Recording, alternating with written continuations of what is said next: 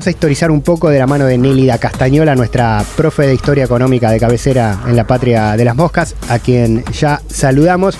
Nelly, ¿cómo te va? Bienvenida. Buen día, ¿cómo están? ¿Qué tal? El sistema financiero y la crisis producto de la corrupción, ¿no? Todas estas variables que venía describiendo Nelly, que son de la coyuntura del día, tienen en realidad toda la historia detrás, ¿no? Toda la historia del sistema financiero corrupto. Sí. Del sistema financiero y cosas que han pasado últimamente, porque bueno, el capitalismo neoliberal lo ha puesto en el medio del sector financiero, es digamos el sector que más benefician y al que defienden, ¿no? Y es dinero que da dinero, pero provoca crisis reiteradas. Estas crisis son producto de la corrupción. En un artículo del cronista Pablo Kornblum, hace, digamos, alusión a lo que ha pasado hace poco. Por ejemplo, el problema con Silicon Valley, el banco de Silicon Valley, que hizo peligrar la subsistencia de ese banco, y que se debe a la especulación con criptomonedas que hicieron, que parecía llevarlas a un valor increíble que de pronto cayeron. Lo que pasa es que muchas veces cuando especulan, compran sus propios productos para que suban. Esto pasó ya en la crisis del 30, no es nuevo, por ejemplo, también el Signature Bank cerró y el First Republic Bank tambaleaba. Entonces, ¿qué pasa? Aparece la magia de la Reserva Federal de los Estados Unidos, además del Banco Morgan, el Banco de América y el Citi, que pusieron entre todos la bonita suma de $30.000 millones, según dijeron, para evitar contagios, y ocultan las razones que tiene el problema, ¿no? De acuerdo al ideal liberal, un autor muy viejo, Schumpeter, señalaba que a veces el capitalismo tiene destrucción creativa. ¿Qué quiere decir? Desaparece lo ineficiente para que surja lo eficiente, según este autor. Cada vez que pensamos, Nelly, que el capitalismo está en su crisis terminal, de esa crisis termina saliendo más fortalecido después. Sí, y ellos han usado esto, vos fíjate que lo han usado para hacer desaparecer a las pymes. Las tildaron de ineficientes, y cuando ellos mismos, sus empresas, para hacerla fuerte, por un tiempo las protegieron para que lograran surgir, ¿no? Ellos hicieron una cosa, pero a vos te hacen otra. Un salvataje similar al que hicieron, digamos, con estos bancos de Silicon Valley, ocurrió en el 2008-2009, en las que Estados Unidos, la Unión Europea y Japón dijeron que evitaban la caída de la economía, salvando a los bancos, excepto Lehman Brothers, que, digamos, cuando los estadounidenses habían denunciado la tremenda corrupción, porque este banco estaba vendiendo hipotecas ya en mora, y digamos, esto generó la crisis por la dimensión que tenía Lehman Brothers, y la deuda, que era la deuda más grande, de $613.000 millones debía. Entonces a Lehman Brothers lo dejaron caer porque era demasiado, y vendía esos créditos morosos. Y el autor se pregunta, ¿por qué los salvan? Porque sí salvaron a otros bancos que estaban, digamos, en posición de dificultades. Y podríamos agregar, si saben que es por especular, porque esto, digamos, son los gobiernos los que los están salvando. También al tratar el tema del Credit Suisse, plantea que el Credit Suisse es el símbolo de la solvencia suiza. ¿Sabés cuánto le dieron? $54.000 millones para que no cayera. $54.000 millones es la prácticamente la misma deuda que tomó Macri del Fondo Monetario Internacional. Vos fijate. Impresionante. Y claro, pero poco tiempo después se vendió en poco más de 3.000 millones el banco, ¿no? A pesar de que aquellos que ocultan sus capitales en Suiza los criticaron, porque dijeron que era una ayuda demasiado grande, el Banco Mundial los criticó, Naciones Unidas, la Comisión Económica Europea, pero no pasó nada. Los escándalos también del Deutsche Bank, que junto con otro banco holandés violaron normas y falsificaron papeles. El HBC, que estudió, que eludió el pago de retenciones en Francia, muestra que todo el sistema es corrupto y que los gobiernos tiran bajo la alfombra estos problemas, ¿no? Pero lo que ellos dan en ayuda a estos bancos, después lo paga la gente con empeoramiento de sus condiciones de vida, con pobreza también. El autor recuerda por ahí que Mario Rapoport y Noemí Berenta escribieron sobre esto, pero no solo ellos.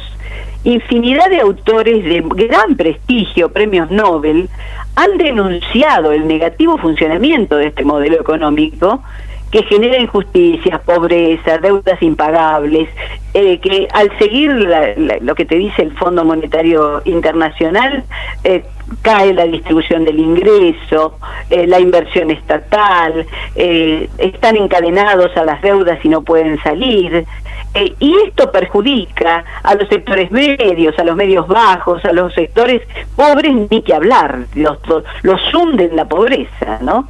Están cada vez peor. La historia, aún de Estados Unidos, muestra cómo en la crisis del 30, Roosevelt le dio un tiempo a los bancos para reponerse y los que no se repusieron los dejó caer. Y además eligió como presidente de la Reserva Federal a un banquero que era súper inteligente, se llamaba Eccles y era un banquero de Utah, que salvó a su banco porque cuando la gente fue a pedir sus depósitos, se los devolvió, no se sabe si le quedó un centavo, porque devolvió todo lo que le pedían, y la gente, al ver que le devolvían los depósitos, volvió a depositar. Es decir, revirtió la situación creando confianza. Y Roosevelt lo puso como presidente de la Reserva Federal. Pero además, para evitar los problemas que había generado la crisis del 30, reguló a los bancos y les impidió especular en la bolsa, porque esa especulación en la bolsa que ellos habían hecho había llevado a la crisis también. Entonces, la desregulación del sector financiero que nos llevó a esto, se hizo en los 80, cuando se implementó el modelo neoliberal en el mundo. A partir de ese momento empezaron las crisis reiteradas, porque el capitalismo históricamente siempre tuvo crisis cíclicas. Además, en esta época, con semejante especulación, hay crisis. Y no hubo crisis durante el tiempo del estado de bienestar, por la aplicación de ese modelo que tenía medidas anticíclicas. A partir del 73, con la crisis del petróleo, ellos vieron la oportunidad de volver al poder. Sin embargo, digo yo, en nuestro tiempo hay dirigentes políticos que proclaman el liberalismo. Se asocian con los sectores financieros, se endeudan y los benefician a costa del trabajo de la gente. Además, no impiden la concentración económica que hoy sufrimos y que es gran responsable de la inflación. La palabra libertad, para hablar de un modelo como este, también es un fraude, porque hay que aclarar que algunos tienen libertad para hacerse muy ricos y poderosos y otros tienen libertad para morir de hambre. Sí. Entonces, suena muy fascinante la palabra, por eso la usan, pero puede esconder la trampa más grande y una gran mentira.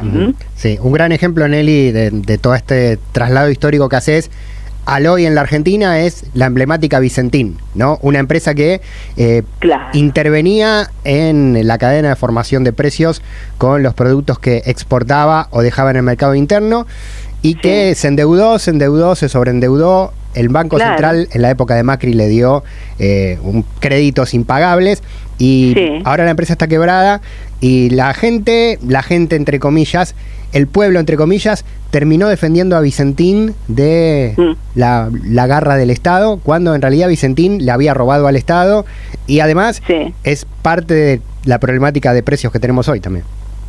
Claro, es decir, el tema pasa por una corrupción que se cubre de pronto, o que por ahí la gente puede haberla defendido por no perder puestos de trabajo, pero bueno, o por creer que esa era una empresa que era importante en su lugar, ¿no? Muchas veces le mienten a la gente, y la gente como no conoce o no conoce el nudo de corrupción que hay detrás, digamos, sigue esas actitudes. Por eso digo que, bueno, ahora lo fascinan con la palabra libertad, mostrándoles que, bueno, que con la libertad lo van a hacer todo. Son absolutas mentiras para obtener el favor de la gente, ya sea votándolos o defendiéndolos, pero en el fondo se transforma en una trampa mortal, porque después sufre las consecuencias. Este modelo tiene en el mundo un 20% de ricos muy ricos y un 80% de gente que se ha empobrecido, y que se reparte nada más que el 20% de la riqueza mundial, el 80% de la población mundial. Es una barbaridad. Sí, sí. Igual vamos viendo las elecciones, Nelly, las elecciones de las provincias, y al final el pueblo no come vidrio, ¿no? No, claro. No les está yendo nada bien en las provincias a los que proponen estas cosas. Y tomo Tierra del Fuego ayer, que terminó con un triunfo del oficialismo de Forja, del Frente de Todos, de ese sector, con más del 50%. Y la oposición, el partido opositor que más votos sacó apenas el 10%.